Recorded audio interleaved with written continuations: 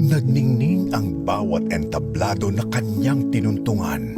Ang pinakaunang Pilipinong mang-aawit na nagtanghal sa Carnegie Hall sa Estados Unidos. Hinangaan ang kanyang tinig, hindi lamang dito sa Pilipinas, kundi maging sa iba't ibang bansa. Siya rin ay pinalakpakan bilang isang artista. Nagliwanag ang kanyang bituin sa TV at movie screen. Kinilala siya sa mundo ng pag-awit at pag-arte. Nakatanggap ng hindi mabilang ng mga pagkilala at parangal. Ngunit pinakaminahal siya ng kanyang pamilya bilang isang ina at lola.